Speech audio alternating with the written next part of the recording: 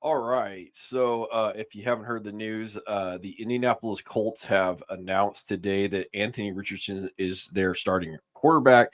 Um, and this kind of changes the landscape of where he should be viewed and ranked and drafted.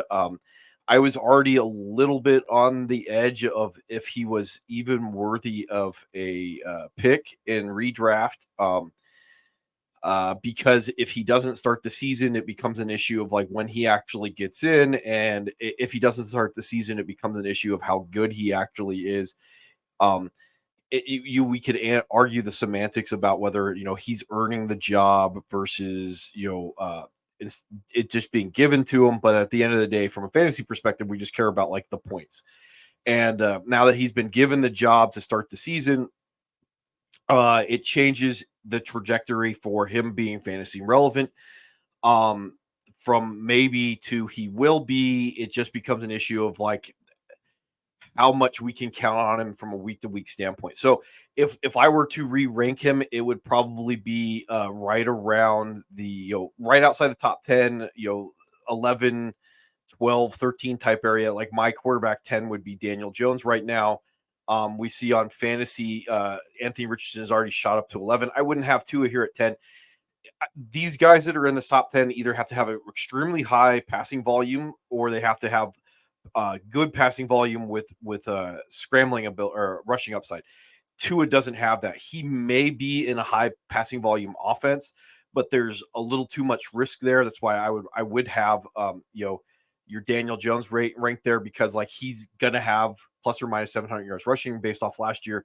Plus, there's the chance that he's going to improve as a passer, so he could jump pretty high up into the list. And I think he's a little bit safer than say like a Tua or even an Anthony Richardson at this point.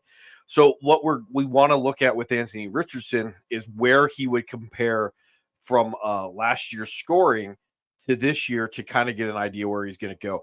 And there's a couple of guys that we want to look at. So from a passing volume standpoint, um, I don't think he's being properly evaluated because he's a little bit better passer than we give him credit for, and everybody thinks that he's going to be just these rushing quarterback. But I don't think the Colts necessarily want him to be a runner. I think they want him to be a good quarterback. Like so, we could look at what they envision him to be is not a right now Justin Fields. It's a right now Jalen Hurts, Josh Allen type. So there is going to be a lot more passing volume than just a pure rusher. So what we would look at from a standpoint of rushing stats is not necessarily your Justin Fields, but probably your like I said, your Jalen Hurts, your Josh Allen's, your Daniel Jones. So plus or minus 700 yards is a good benchmark to think of what Anthony Richardson is going to be able to do on the year. The Colts offense, unfortunately, is going to be someplace between like not good and not bad. They're probably going to be in the middle, especially if Jonathan Taylor comes back. He has some weapons on offense with your Michael Pittmans and your Alec Pierces. So like he's not going to be bad. And I'm blanking on like the rookie that they brought in and everything, but he's not going to be bad on offense from a tool standpoint. The offensive line still has some pieces to it. This isn't a really bad situation for him to be in. Unfortunately, he's probably going to be his own worst enemy, and that means that like he's capped from a rushing touchdown standpoint. They're just not going to be in a position for him to get enough of the gimmies that we would normally see. Like that's like I heard a stat yesterday, blew my mind. Jalen Hurts had more uh, red zone touchdowns, I think it was, than he had red zone passing attempts, which was a crazy stat. So again, your Anthony Richardson is probably not going to have that many red zone opportunities in the first place. It's going to lower his cap. So 7, 8, 7 is probably a good understanding of where he's going to be at from a rushing and rushing touchdown standpoint, which is going to vault him almost immediately into the top 10 discussion. But the top 10 quarterbacks or the bottom half of the top 10 quarterbacks are not necessarily league winning guys. They're guys that are going to win you some weeks. They're guys that are going to lose you some weeks. At best, they're going to be a guy that pushes every week. I mean, I won a championship a couple years ago running Josh Tannehill or, at quarterback. Excuse me.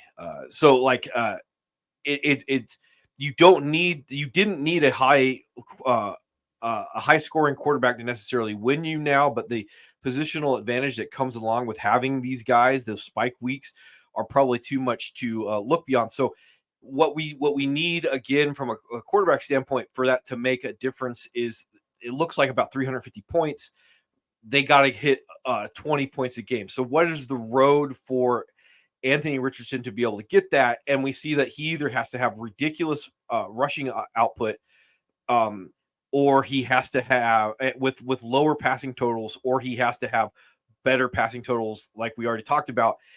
The big issue with Anthony Richardson is he's probably going to be pushing uh, interceptions. And the guy that I would look at and say, like, this is the guy that I think Anthony Richardson's stat line is going to look closer to from a passing standpoint is either Davis Mills with 17 touchdowns and 15 interceptions, or Dak Prescott with his 23 touchdowns and 15 interceptions. And Dak missed a whole bunch of games. He had 2,800 yards passing. So, like, we could put that together and we can kind of Frankenstein the idea of what, Anthony Richardson is going to be next year. And it's probably going to be like 3,500 yards passing. I could definitely see he's 20 touchdowns, but also 20 interceptions.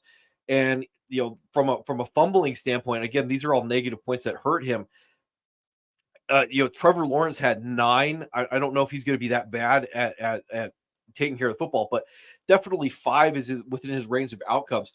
So, when he's pushing closer to the Jameis Winston type 30, turnover type season, that's going to definitely hurt his ability to really push himself up into those weekly ranks of being able to win you games. Now, at this point, he's almost going to be too high of an upside to pass up in redraft. Like, he should be drafted in every single league, because, like, who knows what he's going to be. Like, I was really excited after I saw him play the preseason game, because some of the throws that he made are high skill throws.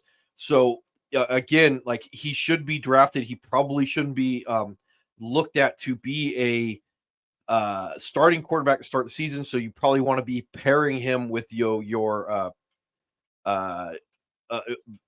Deshaun Watson, Trevor Lawrence, Daniel Jones to start the season, and then you want to pair him with those guys, because if those guys are low end quarterback ones, you might be able to put him in at the end of the season, similar to what we saw with Justin Fields last year, and have him really be able to rip off those monster games.